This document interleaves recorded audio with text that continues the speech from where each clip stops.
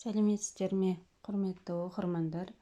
Ғұмырдан кейінгі ғұмыр атты кітабымыздың 3-ші тарауы өлім алдындағы хәл.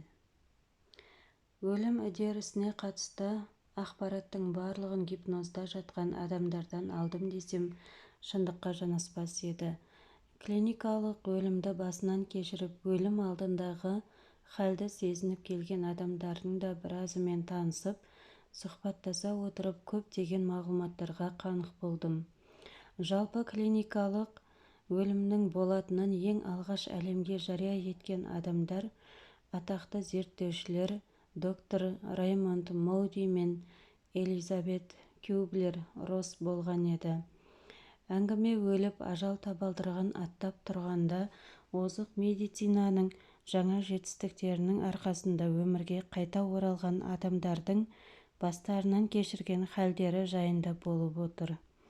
Олардың берген ақпараттары жалпы алғанда басқа зерттеушілер сипаттаған хәлмен сәйкес келеді. Сондай-ақ мен алған ақпараттармен де үндеседі. Араларындағы айырмашылық, олар өліп қайта тірілгендер болса, менің субъектілерім рухани деңгейде ғұмыр кешіп, содан кейін барып жерге оралып, басқа денеге енген адамдар. Менің субъектілерім о дүниеге барған кездеріндегі естеліктерінде ұмытпаған, бірақ ол естеліктер түп саналарының тереңінде мықтап жасырулы, және оларды естеріне түсіру үшін регрессивті гипноздың көмегіне жүгіну керек.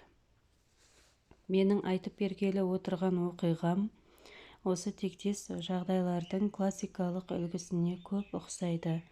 Достарымның бірі мені Мэг атты әйелмен таныстырды.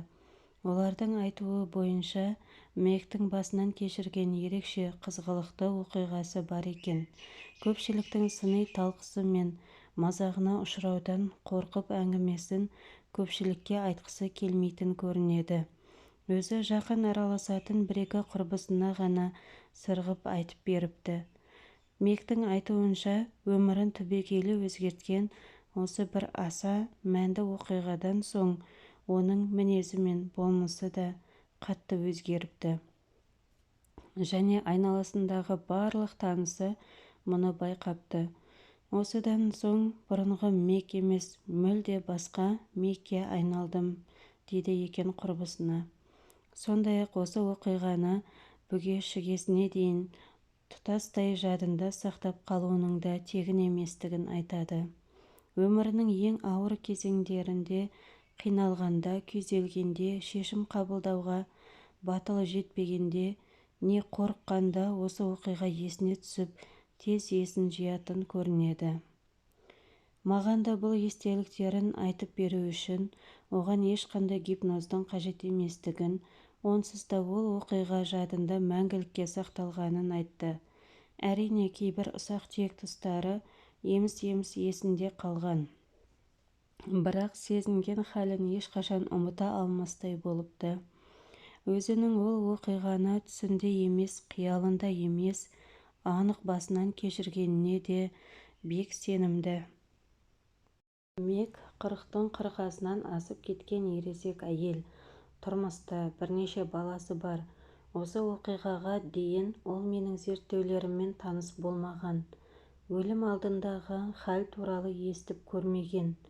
Белсенді өмір сүреді.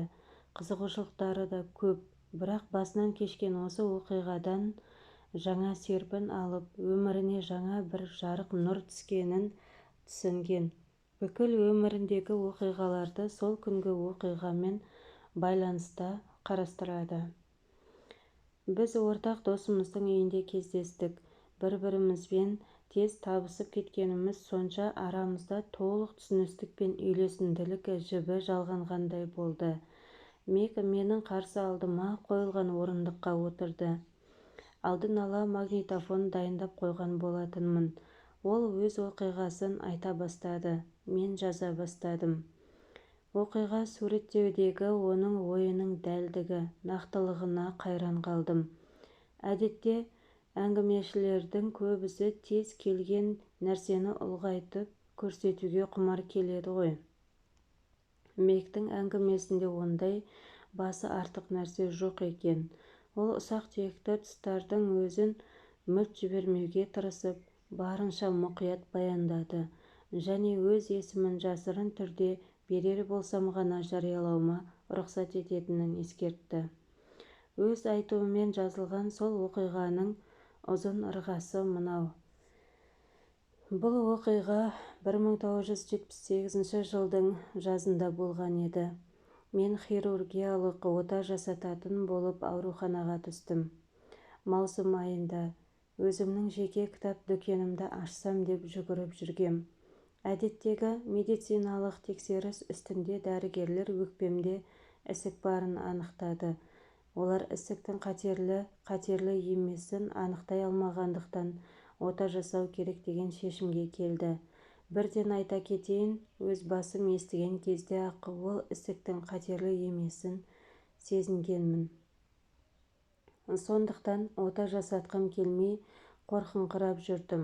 Қалай болғанда да сол отаға қатысты бір жағымсыз нәрсенің болатынын түйсігіммен сездім. Бұл туралы бар айтарым осы. Балалық шағымда айта қаларлықтай әдеттен тыс оқиға болған емес. Менде барлық балалар сияқты өсіп ер жеттім. Түрлі шіркеулерге барып тұрғаным рас. Конгрегациялық, лютерандық, тағы басқа да шіркеулерге барып жүретінмін. Бірақ бірде-бірін арнайы таңдап көрмеппін. Қаланың сыртына көшкен кезімізде көршіммен бірге баптистік шіркеуге барып жүрдім. Бірақ маған ешкім айтарлықтай діни, әсіресе пуритандық тәрбие берген емес. Ешқандай діни ұстанымды да таңдағаным жоқ. Сондықтан христиан болғаныммен барынша еркін болатынмын. Бір сөзбен айтқанда, шіркеуге сылтаумен де сылтаусыз да бара беретіндердің қатарынан едім. Мен үшін шіркеуге бару қалыпты жағдай болатын. Тұрмыс құрғаннан кейін күйеуімнің баратын шіркеуі епископ шіркеуіне де барып көрдім. Бірақ ол шіркеуге де беріліп кеткен ештеңем жоқ. Үздіксіз барып тұрмадым. Қазір де солай. Тіпті шіркеуге баруды сеніммен емес, жай әдетке айналған бір ғұрып деп таныған сияқтымын. Сөйтіп жүргенде қашан және қалай екенін қайдам, өзімнің агностик, тіпті атеист екенімді ұқтым. Бірақ бала кезімнен бері шіркеуге бауыр басып қалғандығымнан 100% атеист болып та кете алмадым. Солай болды. Ол күлді. Өзімнің шіркеуге деген көзқарасыма қысқаша тоқталғаным, сіздер менің ауруханаға жатып операциядан бір күн бұрын өзімді қалай сезінгенімді толық ұқсын деп айтып отырмын. Мен өзімнің ертеңгі отадан тірі қалмауымды мүмкін екенін сездім. Сондықтан қараңғы түнде палатамда жатып алып дұға оқыдым. Ол дұға менің ақырғы оқыған дұғам болуы да мүмкін еді. Сонымен түнде төсекте жатып сыбырлап жатырмын. Сен барсың ба, жоқсың ба анық білмеймін, бірақ бар болсаң дұғамды қабыл етуіңді өтінемін. Менің қолымнан дұға тілегеннен басқа ештеңе келмейтінін білесің ғой, деп қоямын.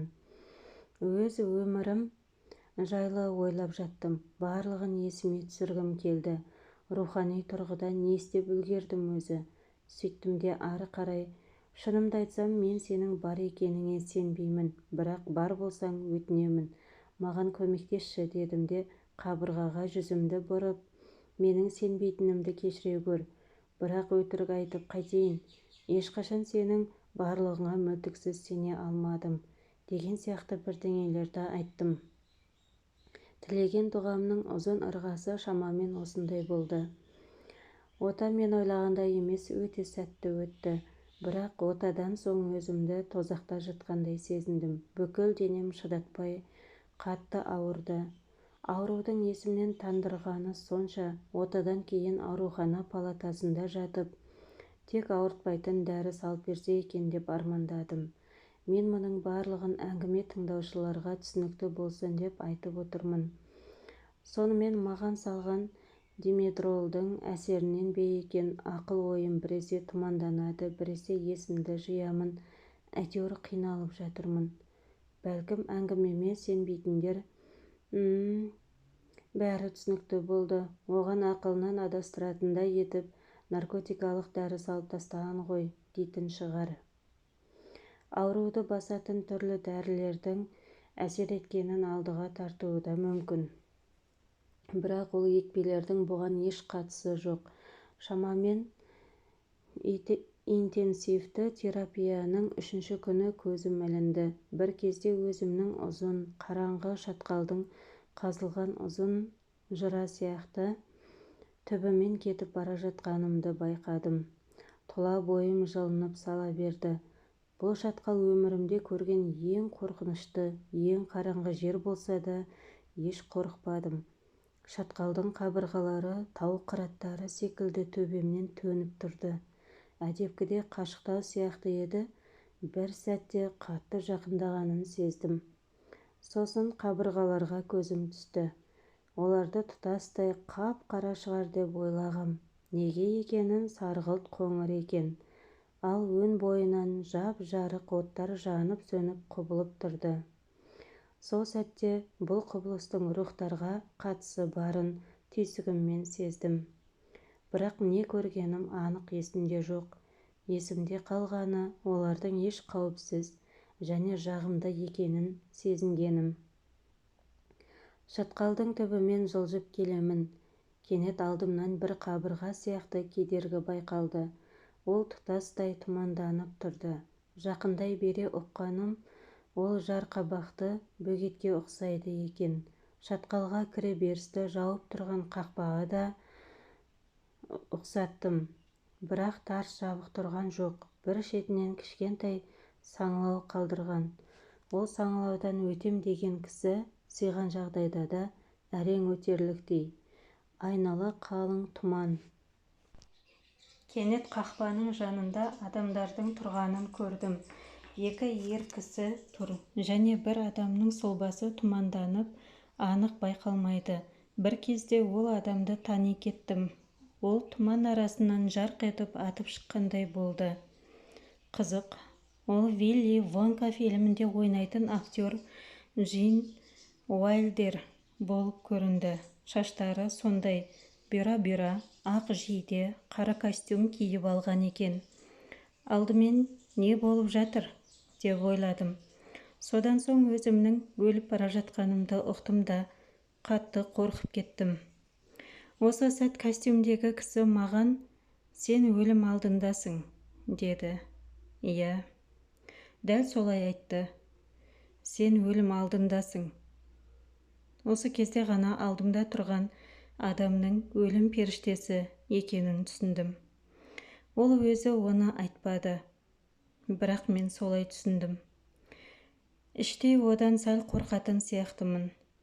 Бірақ сен өлім алдындасың деген сөзді айтқанда, оның аузынан ол сөз қорқынышты болып естілмеді. Керісінше, үні, сөзі, мейірім мен махаббатқа толы болғаны сонша, әсем бір әуезге елтігендей күй кештім. Артынша бойымдағы барлық үрей қорқынышым сейілді. Ештеңеден мүлде қорықпайтын халге келдім. Ол сондай мейірімді, жып-жылы, нұрлы болып көрінді. Тіл жеткізе алмастай ерекше еді. Бұл өте таңғаларлық, ғажайып хал болды. Оған жауап бермес бұрын мен аздап ойланғаным есімде. Сосын басымды изедім де білемін дедім. Ал ендігі әңгімемді бәлкім ұқпассыздар. Мүмкін ақылға сыйымсыздау боп көрінер. Шашыраңқы болуы да мүмкін.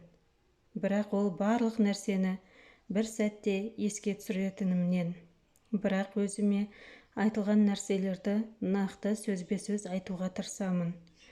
Сонымен дәл осы сәтте басыма мынадай ой келіп жатты. Демек, өлімнен кейін тағы бір әлем болған ғой. Иә, расымен де бір нәрсе бары анық. Бұл ойым өзімді аса таңғалдырды. Сосын дауыстап жібердім. Өлуден оңай нәрсе жоқ, өте оңай. Бұл бір орындықтан тұрып, екіншісіне барып отырғанмен бірдей. Екі ер кісі менімен келісетіндерін білдіріп, бастарын изеді де, біреуі, «Иә, бірақ мұнда өту өте қиын», деді. Оның не туралы айтып тұрғанын түсінбедім, бірақ ол тура солай айтты. «Сондықтан сенің алдыңда таңдау бар», деді артынша костюм киген кісі. Басыма түрлі ойлардың ағыны саулап келіп жатты. Бірақ солардың бірі «Ажал ол бейші» деген сөз еді.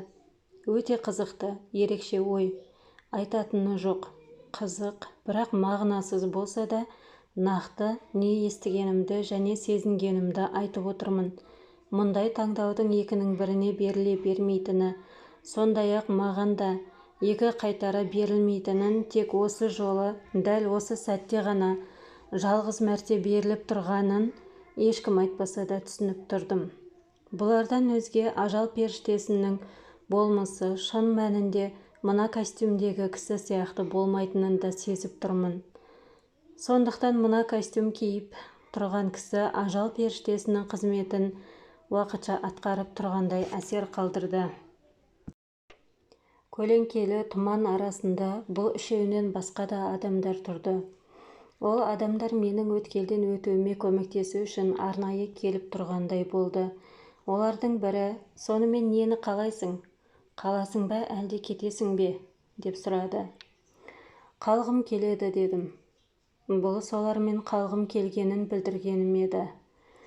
Ал кетемдер болсам, маған қайтадан осы өмірге оралу керек болады. Ол жақта барлығы бұл дүниедегі түсінікке, ұғымға керісінше еш ұқсамайды.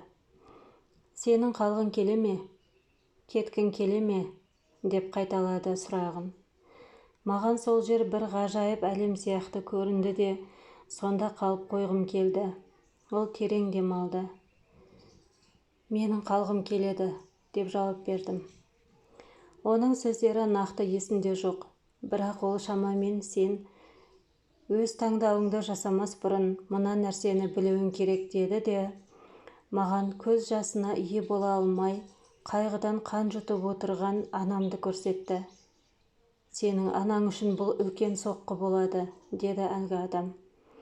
Ол қатты қайғырып күйзеліске түскені сонша, айналасындағылардың да, өзінің де өмірін қиындатып жібереді. Айналасындағылар деп әкемді айтып тұрғанын түсіндім. Анам өзін де, әкемді де қинап жіберетінін, әкемнің анамды қатты жақсы көргендіктен, оның қатты қайғырғанына төзе алмай сынып кетерін, нәтижесінде екеуінің де өмірі мәнсіз өтетінін білдім. Бірақ сонда да қалғым келеді дедім. Мұнда уақыт деген ұғым жоқ, оның тұрақты екенін сездім. Де ата-анамның да осы жерге келетінін, сонда түсінетінін ойлап, өзімді жұбаттым. Өзімнің қандай таңдау жасасам да дұрыс болатынын білемін. Себебі мынау дүниеге ешкімге ештеңені таңбайды, ешкімді ештеңеге қыстамайды. Сондықтан да нендей әрекет етсем де, мені мынауың жөнсіз болды деп сөгер ешкім жоқ екенін ұқтым. Бұдан кейін маған күйеуімді көрсетті. Ол да жылап тұрды.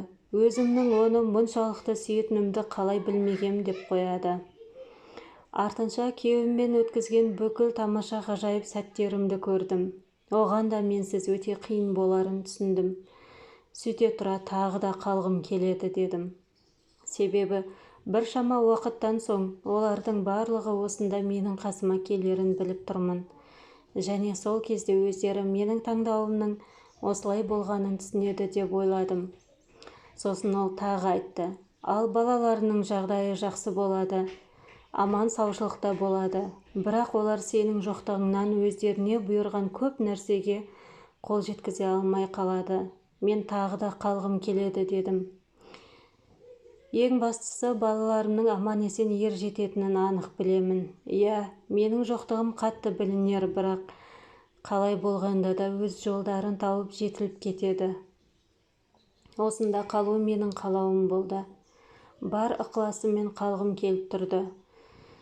Сонда әлгі ажал періштесі: онда сен дәл осы сәттен бастап өз балаларыңның жанында қорғаушы періште кейпінде ұшып жүресің, деді. Сонымен менің алдымда соңғы әрі нақты таңдау тұрды. Мұнда қалсам қорғаушы періште болады екем, ал маған бұл ұнамады. Менің қалағаным басқа еді. Менің жалғыз ғана қалауым мына жұмақ әлемде мәңгілікке қалып барынша білім алу болатын. Неге сол кезде ол жақта білім алу мүмкін деп ойлағанымды білмеймін. Ол ой маған өзі келді де, мен сол жердің білім беретін орын екенін анық біліп тұрдым. Олар менімен сөйлескен бойда мен өзімнің сол жерде қалғым келетінін сезгем.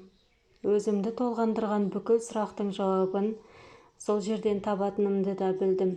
Иә, барлық жауапты оқу, кемелдену, рухани өсу мүмкін. Бұл тек таза интуициялық деңгейдегі сезім болар.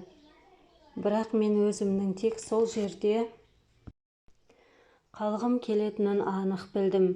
Шын мәнінде мен ол жерден қайтып осындағы тұрмыс түйткіліне толы өміріме еш оралғым келмеген еді. Қатты қалғым кеп тұрса да өзімді күштеп әрең сөйледім. Жақсы, егер нақты және соңғы шешімді таңдау керек болса, онда өмірге оралайын. Менің жауапкершілігім мойнымнан алынбайтын болса, мен оны бұл жақта емес, сол жақта жүріп оңайырақ атқарамын ғой.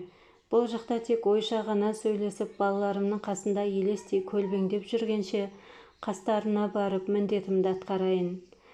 Балаларымды жетілдірейін дедім де, жарайды, қайтамын деген шешімді айттым. Ол жақта біреуге таңдауды таңым жоқ дегеніммен айнала тұрған адамдардың барлығының қуанып кеткенін байқадым. Өзімді бір белгісіз күштің кері сүйрей бастағанын сездім. Артымда қалып бара жатқан көлеңке адамдардың ол кетіп барады, ол кетті деген сөздері естіліп тұрды. Олардың жоқ боп кеткенін немесе манағы өткелден ары өтіп кеткенін білмеймін. Көзіме көрінбей қалды. Шамасы өткелден ары өтіп кеткен болса керек. Олардың тек мені күтіп алып, сол өткелден өтуіме көмектесу мақсатында ғана келгенін ұқтым. Мен ол жаққа өтпейтін болғандықтан олар да көзден ғайып болды. Енді мен де мұнда қалғым келмей кері қайтуға асықтым.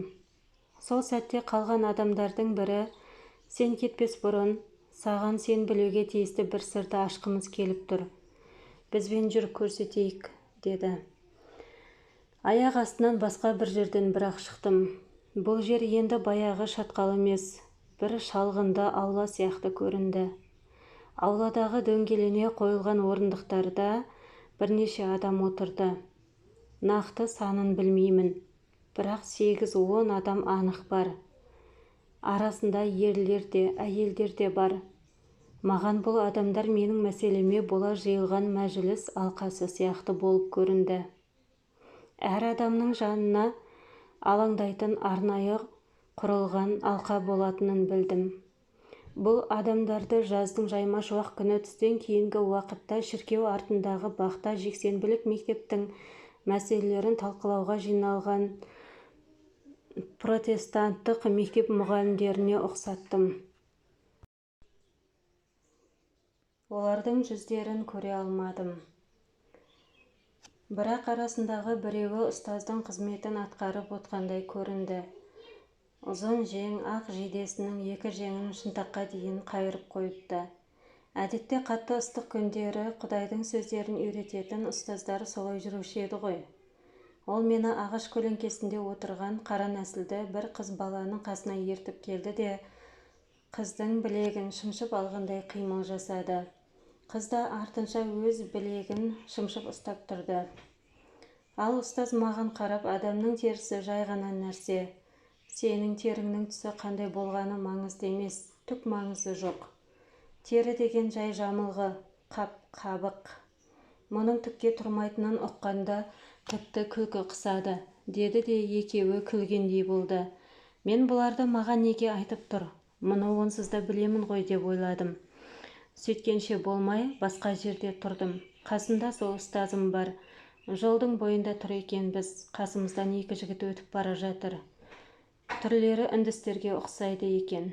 Олар қасымыздан әдейі өздерін көрсеткісі кеп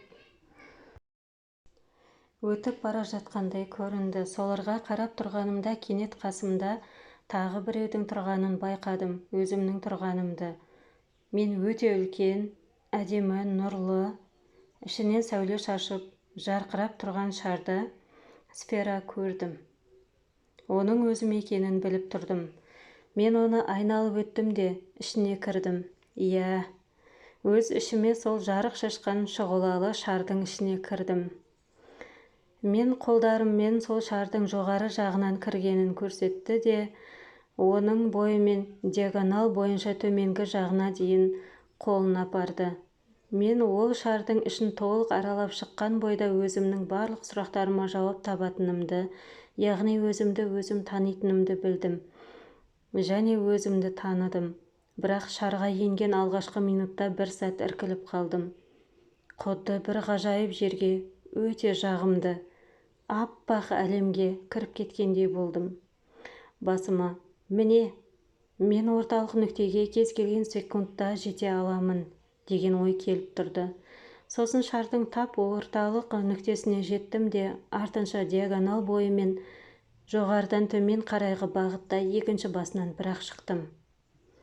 Шардың қақ ортасына жеткен кезімде ол жердің де шардың басқа жерлері сияқты екенін, шетінен еш айырмасының жоқ екенін көрдім.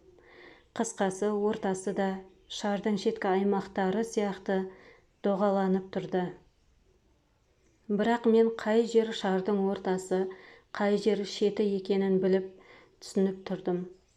Сондықтан оп-оңай бір басынан кіріп, екінші басынан шығып, екіншісінен кіріп, басқа басынан шығып, аралап танысып жүрдім. Барлық жерінің конструкциясы бірдей екеніне енді еш күмәнім қалмады. Сосын осы шардан шыққан соң өзімді толық танығанымды ұқтым. Бір түрлі ұят сезімі қысылғандай болдым. Өзімді ел-жұрттың алдында тыр жалаңаш тұрғандай сезіндім. Және сезім өзімнің жақсы жақтарым мен жаман жақтарымды көргеннен кейін пайда болды. Бірақ бір қызығы өзімді жазғырып кінәламадым. Тек қана өзіме, міне, мына тұсыммен жұмыс істеуім керекпін, мына тұсымды жетілдіруім керекпін, мына жерімді дұрыстауым керекпін деп жүрдім. Қасымда тұрған мені ертіп жүрген адамдар да мені танып алды. Олар жымиып, бастарын изеп, мені қоштап тұрды. Ең ғажабы сол, олардың көздерінен, не жүздерінен бір тамшы да мені жазғырғаны білінбеді. Бір сәтке де титімдей де кінәлау ұшқыны байқалмады. Дәл осы кезде мені тұман қоршап алды. Ары қарай не болғаны есімде жоқ. Жоғары қарап едім, аспанды қараңғылық жапты да жұлдыздар пайда болды. Жұлдыздардың бірі үлкен, бірі орташа, бірі кіші, және әрқайсысы әртүрлі қуатпен жарқырайды. Бірі жап-жарық, бірі солғындау дегендей. Бірақ ешқайсысы бір-бірінің сәулесін көлегейлемейді. Тіпті ең кішкентай жұлдыз, ең жарық, ең үлкен жұлдыздың қасында тұрса да, екеуі де анық, айқын көрініп тұрды. Осы кезде мен ол жұлдыздардың рухтар екенін ұқтым. Менікі қайда? Деп сұрадым. Біреу анау тұр, деп жауап берді. Қарап едім, өзімнің жұлдызымды көрдім. Ол енді ғана көкжиектен көтеріліп көрінген екен. Ендігі бір сәтте сол жарқыраған жұлдызымның қасында тұрдым. Аяғымнан басыма дейін жіп сияқты бір талшықтармен өрулі тұрғандай сезіндім. Сол сәтте байқағаным, біз барлығымыз бір-бірімізбен бір тұтас байланыста екенбіз. Тұтасып тұрған кенеп мата сынды. Жігіміз ажырамаған. Бізге не болса да ешқашан өлмейді екенбіз. Біз мәңгі тірі екенбіз. Тіпті бөгдекті нәрсе бұл тұтас матаны жыртып өтіп өрілген талшықтарын үссе де, бұл құрылым қайтадан бүтінделеді екен. Мені ешкім бұза алмайтынын сездім. Мені ғана емес, бүкіл адамды ешкім жоя алмайтынын білдім. Мен қандай болсам, сондай болып қаламын. Ғажап. Одан кейін мен қайтадан көк шалғынның ортасында тұрдым. Жолдың жиегінде осы күн сәулесімен нұрланып, жайнап жатқан ғажайып аймақты тамашалап тұрмын. Әрине, онда шағын бақ болды. Бақтың ортасында мұны анық білемін. Өмір ағашы өсіп тұрды. Кенет сол тұстан үлкен шар найзағай ұшып шықты. Шардың шалғын үстімен қалай ұшып келе жатқанын көріп тұрдым. Ол бірте-бірте маған жақындай берді. Бір кезде маған қатты жақындап, жанасқан сәтінде тарс етіп жарылып кетті де, кеуде тұсыма мына жеріме соғылды. Мек қолын жүрек тұсына апара беріп, жүректен сәл жоғарырақ жерін көрсетті. Мен бар демімді ішіме тартып қалдым. Өзімнің ішкі әлемімді біреу сылып алып тастағандай, ішім босап қаңырап қалды. Содан кейін босап қалған кеудемді абсолютті тап-таза, шексіз махаббатпен толтыра бастады. Бұл теңдессіз ғажайып сезім болатын. Ол махаббат менің кеудемді толтырып, денемнің әрбір тініне, әрбір жасушасына құйыла берді. Лықсып, шүпілдеп махаббатқа толып кеткенім сонша, әрең тыныстап тұрдым. Менің бойымда махаббаттан басқа ештеңе қалмады. Мен тек махаббаттан тұрдым. Әрбір бөлшегім, денемнің әрбір атомы махаббатқа айналды. Осыдан соң ақырындап өз-өзіме келе бастадым. Осы сәт біреу маған айқайлады. Шамасы ертіп жүрген сол ұстазым болса керек. Ажыраспа, сен осы некеде өмір сүруің керек. Бойсынған түрде. Әрине, мен оның айтқанын бұлжытпай орындадым. Мен қайтып келдім.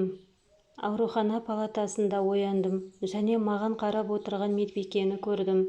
Ол маған бір түрлі үрейлі, әбіржіген жүзбен қарап отыр екен. Әдетте тек өліп қалған адамға ғана адамдар осылай қараушы еді. Оған қарап отырып ойлағаным, барлығы дұрыс, еш уайымдамаңыз, өлі ойымда жоқ. О, шіркін, егер сен білсең ғой қайда болып келгенімді. Осы оқиғаның әсерінен айыға алмай бірнеше күн ешкіммен сөйлеспей жүрдім.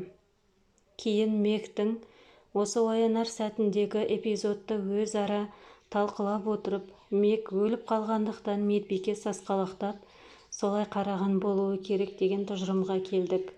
Ал шар найзағай оның кеудесіне келіп соққан кезде артынша Мектің оянуы да тегін емес. Мүмкін сол соққының әсері оны өлім аранынан жұлып әкелген болар. Әдетте дәрігерлер жүрегі тоқтап қалған адамды арнайы құрал электрошокпен оятып жатады емес пе? Әрине, бұл оқиғалар наркотикалық дәрілердің әсерінен болған Мектің фантазияға толы түсі ме, әлде шын мәніндегі көріп келген оқиғалары ма, оны да нақты талқылауға болар еді. Бірақ Мектің өзі оның түс емес анық болған оқиға екеніне титімдей де күмәнданбайды. Оқиғаны баяндау барысында да даусының нық, сенімді шыққаны сонша, айтқан әңгімесінің шынайылығына қылаудай күмәннің көлеңкесі де түспеді. Өзінен басқа кім оның анық қанығын білер дейсіз? Осы оқиға оның бүкіл өмірін басқа арнаға бұрып, толықтай өзгеріп кетуіне себепші болғаны да рас қой. Мектің өзі айтпақшы, мүмкін, кейде адамға мәнді өмір сүру үшін өліп көргенде дұрыс шығар. 3-ші тарау аяқталды. Назарларыңызға рахмет. Жалғасы бар. 4-ші тарау мектептер деп аталады. Келесі бөлімде жарық көреді. Аман сау болыңыздар.